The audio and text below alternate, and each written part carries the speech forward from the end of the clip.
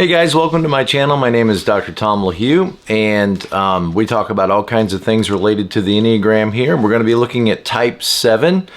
One of my favorite types because I am a Type 7. So this is the only one that I can really speak about with any kind of internal knowledge or internal processing about. We're going to be looking at this book, The Enneagram Guide to Waking Up by Beatrice Chestnut. And she talks about several key patterns of Type 7s. We're going to be looking at one of those today. The need for multiple options. And before we get started, just a reminder that in the description below is a link to my website, tomlahue.com, where you can book Enneagram coaching appointments for yourself or you as a couple if you need any kind of relationship encouragement.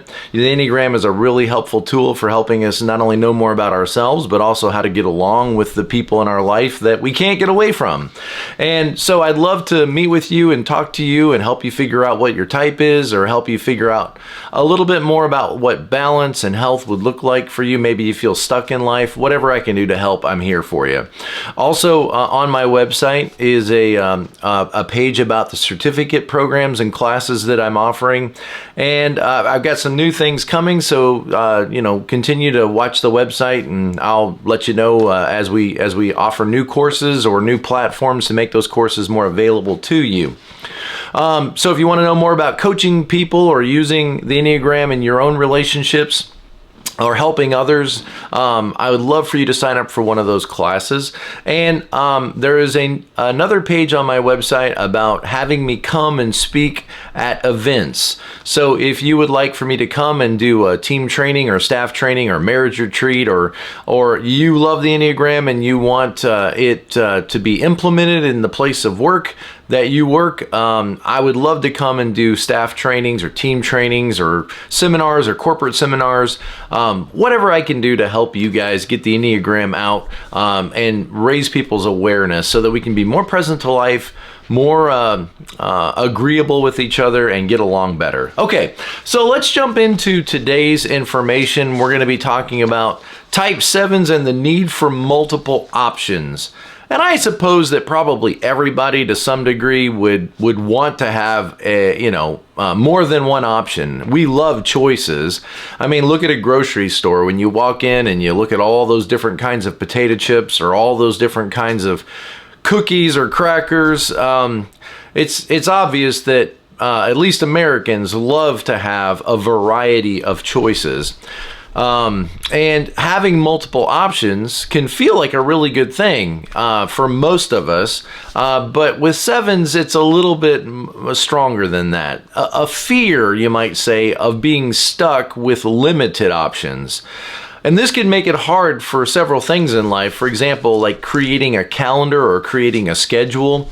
You might not see 7 as a fear type at first because they don't look afraid. They look like have all kinds of energy and all kinds of enthusiasm about life. But just try to pin them down and make them make a decision about something. Try to make them decide, what are you going to do on Tuesday?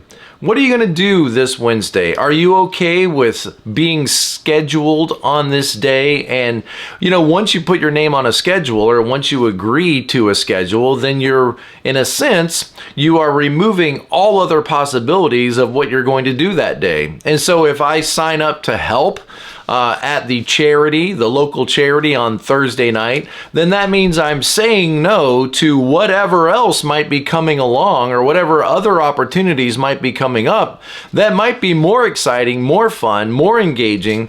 And just signing your name down and making a decision about where and when you're going to be, which seems like a very easy thing for most people, could at times be problematic for Type 7s, because as soon as I put my name down that I'm going to be at this location, or I'm going to do this appointment, or I'm going to be at this meeting, then I am saying that that is in fact what I'm going to do. And although 7s are always looking for something to do, they may at times resist putting their name down to actually commit to something to do. That's not saying that 7s can't be committed. It's just maybe commitment means a little bit more sacrifice to 7s than it might mean to some of the other types, because they're very aware of what they're saying no to, or what they're giving up in order to agree to an event or in order to agree to give you their time. All right, let's see what she says. She says, you may notice as a 7 that you have a need for many options. A need for many options. Now, I know with myself, I tend to try to limit this because a lot of options can create a lot of anxiety.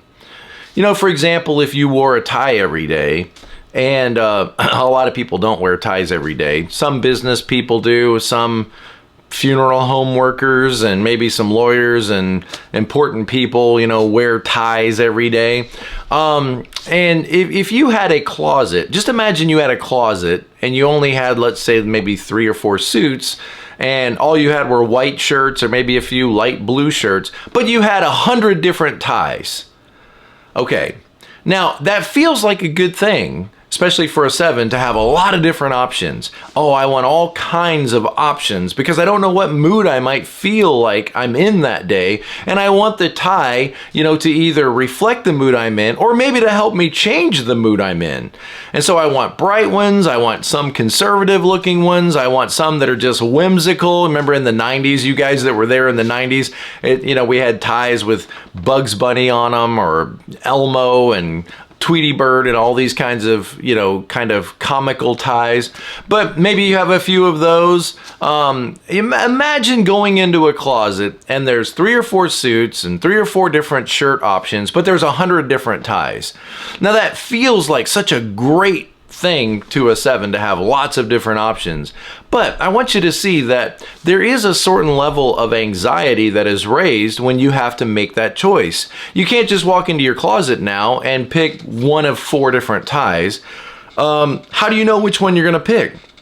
And so this could become one of those things that feels like a good thing at the time, but can actually create anxiety, frustration, challenges, difficulties, because you may find yourself now I get it. This is kind of ridiculous. Oh, first world problems. I can't tell what tie I want. But it doesn't end with ties.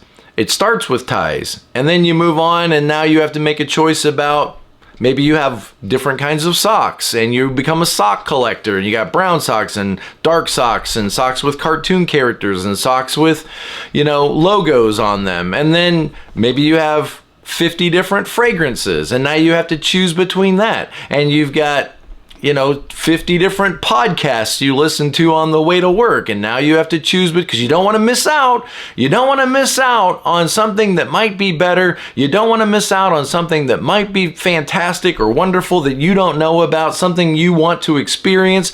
So you want to keep all your options open. But I just want you to see that sometimes this need for multiple options can create problems or could become problematic, because if every decision I make, I have to sort through 50 different options, 50 different ties or 100 different ties, and, you know, 15 different suits and 30 different colored shirts and 50 different fragrances and, you know, 14 different kinds of soap in the shower. I've got my bergamot soap. I got my charcoal and pine tar soap. I've got my and all the different makers. I need to know, you know, what the differences are between all these different soap products.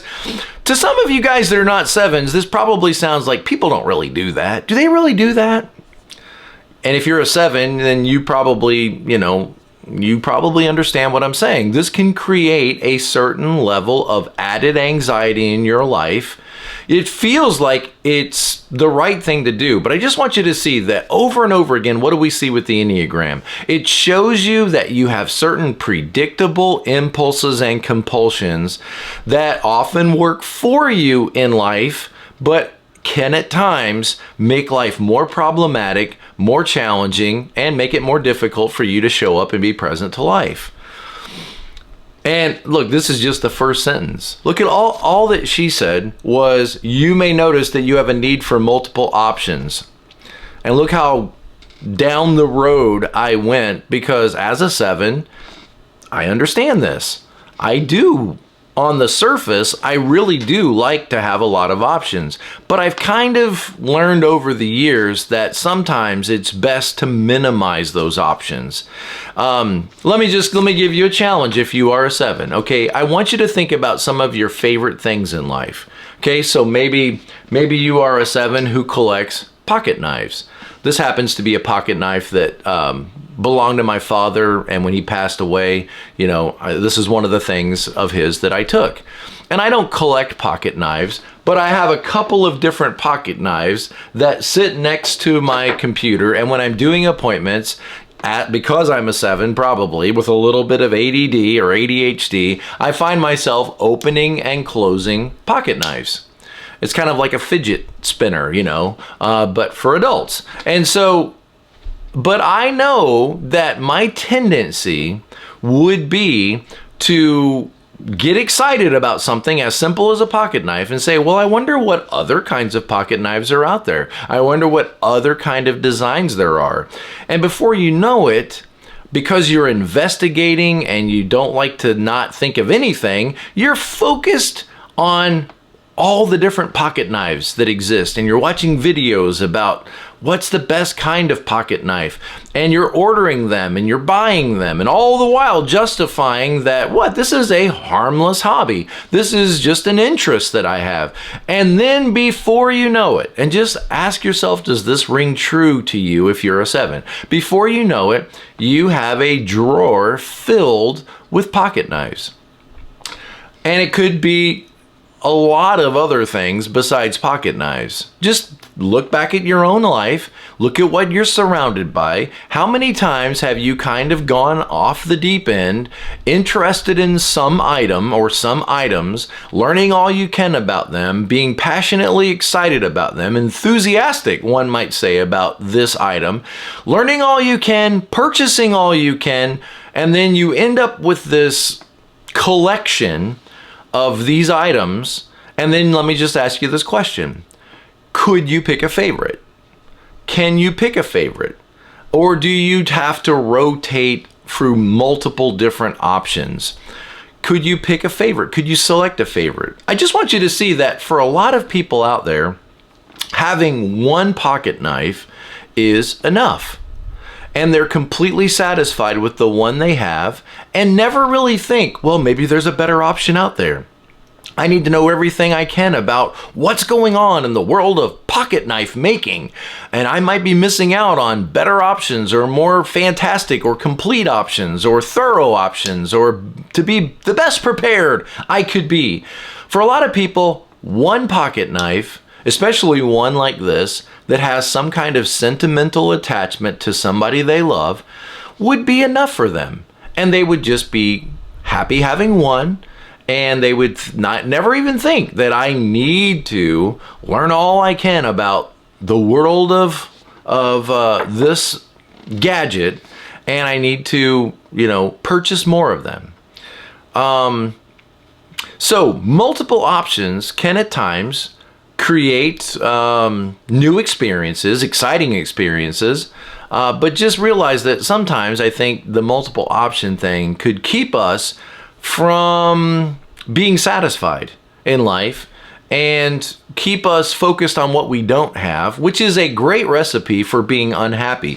For our goal of being happy all the time, just realize that focusing always on the items we don't have or the experiences we're not getting to experience is a great recipe for pain and frustration in life.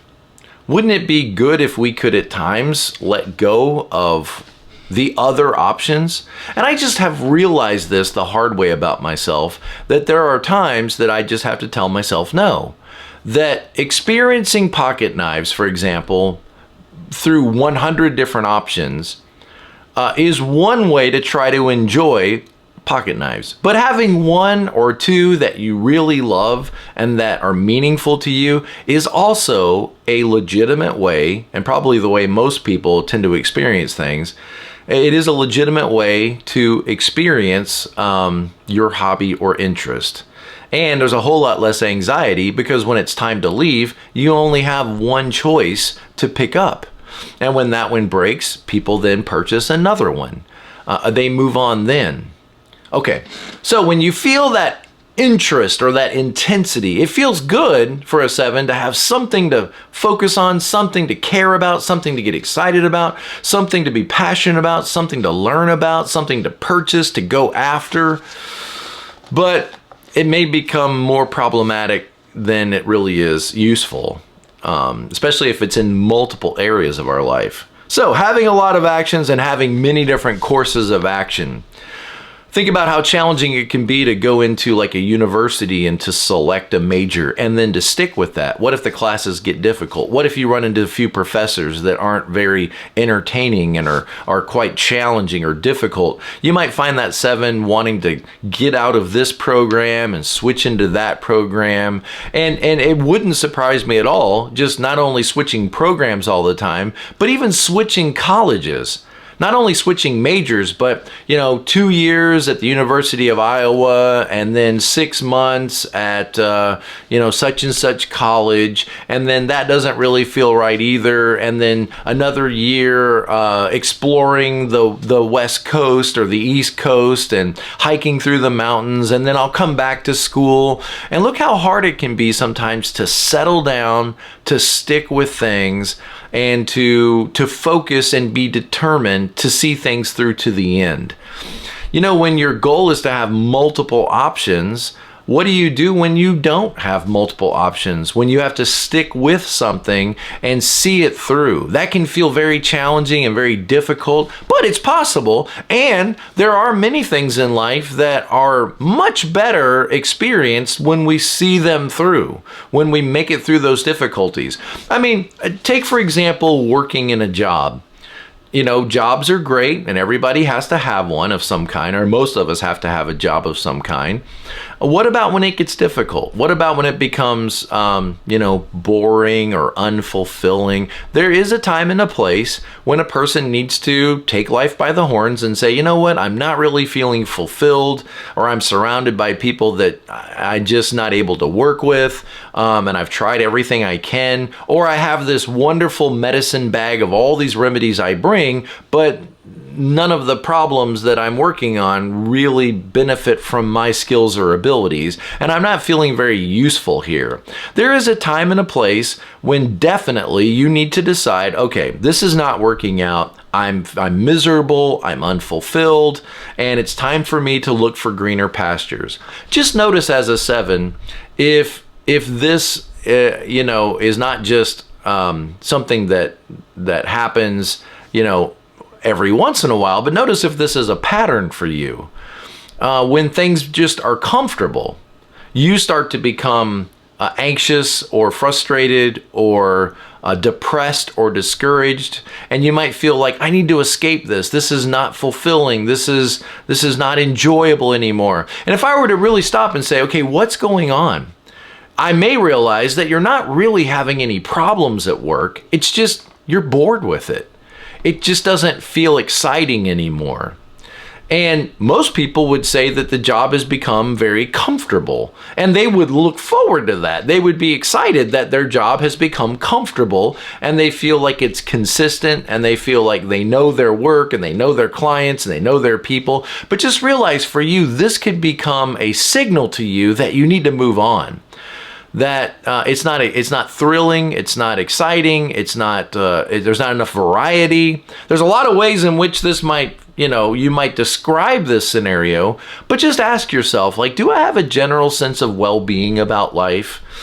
Do I have a general sense of well-being about my job?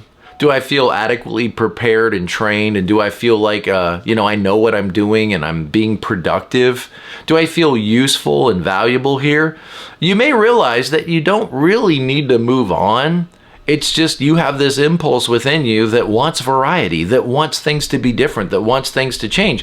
And it might be much more helpful to consider, how could I bring some of that enthusiasm into my work? Rather than trying to escape my boring old job to do something more exciting, why can't I bring excitement and enthusiasm back into this work?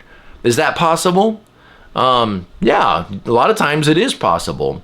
And maybe I don't need to leave my job or leave, and let's go there, relationships, because relationships could become ordinary. They could become so comfortable, they could become predictable or boring, and you might think, or difficult. Relationships can be quite difficult. Sometimes the people that you love can be the most challenging to get along with.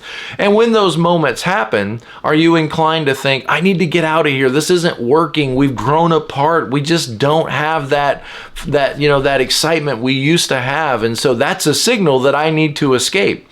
Is it? It might be. Just recognize that sounds like the kind of stuff that sevens feel. And if your relationships have become challenging or difficult, is it because you're not willing to work through those difficulties? You know, if you don't work through those difficulties, they tend to grow internally. And when you don't have arguments on the outside, you tend to have them on the inside. You tend to have them in your head. And if resentment and bitterness and frustrations or anger, and you may be surprised as a 7 how angry you are. I mean, really go for a walk and ask yourself, maybe that feeling I'm having that feels kind of like not satisfied or feels incongruent in some way, maybe that's what other people call anger. Maybe that's what 8s and 1s call anger. You might be surprised at how frustrated and irritated you have become in life, but it's not maybe within your nature to always acknowledge that. Now, obviously, if you have a 7, if you're a 7 with a wing 8, you might be a little bit more willing to acknowledge your frustrations. But I've known many 7s who underneath were quite frustrated, angry people, but they maybe didn't demonstrate that on the outside. Their behaviors were motivated by a frustration or an irritation, but on the outside, they still considered themselves and still thought of themselves as very upbeat and positive and worked really hard to stay upbeat and positive. And it might do us all well to slow down for a minute. Always a good move for a 7. Slow down and let your emotions catch up with you. You slow down and take some time to process some of these emotions and realize how frustrated you've become, or how irritated you've become, or how resentful you've become. And let yourself feel these unpleasant feelings and process them a little bit, because they're often motivating you to escape or abandon commitments, and you may not be aware how motivated you have become by these emotions. And if we could process them, maybe we could deal with them and let them go rather than letting them control our lives. Let's say it that way. Okay, what else does she say? We need to move along here. She says, see if you tend to move from one option to another. You know, there's a part of me, I've said it before in videos, where I could go into a restaurant and I would like to sample everything on the menu. Even the things I don't like. Maybe they'll cook them differently. Maybe they'll make mushrooms or olives in a way that are bearable. And there's a part of me that would like to, how do you choose? This is the first time I've ever been in this restaurant, or the 10th time I've ever been in this restaurant. How do I know what the best items are unless I sample all of them? And then my tendency would be, then now that we've got this restaurant mastered, we should move on to the next one and sample all these things. I just want you to see, though, that if we were to approach life like this, you know, yeah, we might be able to determine the things that are the best out there, but we won't necessarily be committed or sustained by any of these things, because sampling life is a way to experience life. But what happens, for example, and this could get personal, realize I don't know you, so I'm not trying to pick on you, but just if it feels personal, then maybe this is what you've done. What happens in our life when we sample relationships? Or sample girlfriends or boyfriends, or sample wives or husbands? What happens in life when we sample families rather than fully investing or fully engaging? That's two different ways to try to experience marriage or commitment or relationships. And the whole point is you might get to the end of your life and realize, not being willing to make a commitment and having a fear of being stuck, and having a fear of limited options has really limited my life in some ways. And now I look back and I don't really have the connections that I hoped I would have in life. I don't really have, 30 years in some workplace, or even 20 years in some workplace. I know that's not the only reason to stay with a job, but there is gotta be a certain level of satisfaction that comes from sticking with some things in life. Now, again, I'm the first to tell you, if something isn't working for you, then I'm not going to tell you to stick with it. Even, there's a time to quit. There's a time to be done, to realize that there's a time to be done. And sometimes I've noticed 7s can sometimes not realize this because they keep reframing everything that eventually it's going to work out. Eventually it's going to be great. Eventually it's going to be fantastic. These people, and that can be a little naive sometimes. And sometimes you have to kind of wake a 7 up and be like, these people that you're surrounded yourself with, they're not your friends. They're not good for you. They're pulling you down. They're slowing you down. And no amount of reframing that this relationship is going to eventually be fantastic, if I just show more enthusiasm, is really going to fix this. There is a time and place to move on.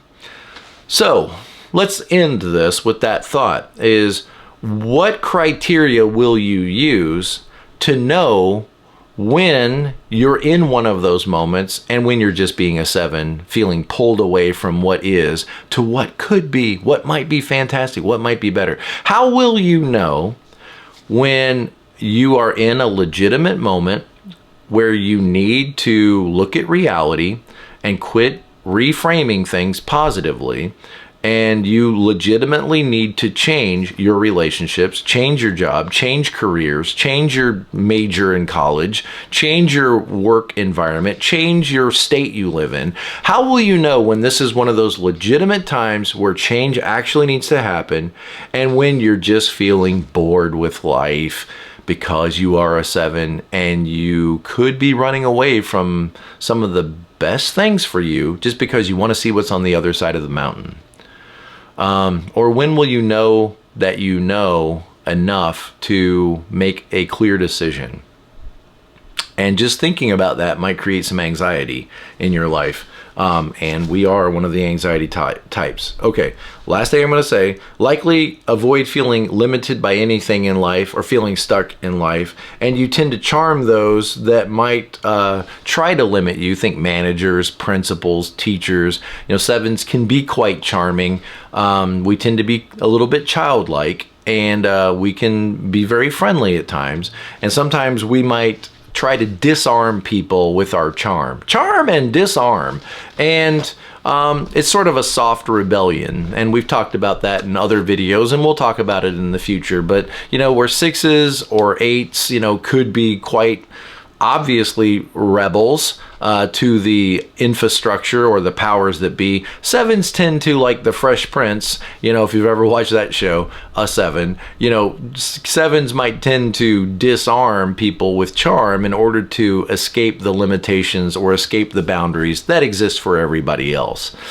All right, guys, thank you for sticking with me through this video. I hope it's helpful, and I hope you're willing to confront your tendency to always have multiple options in front of you, and to realistically consider that sometimes that might limit you. All right, guys, thanks, and as always, be present to life. I'll see you next time.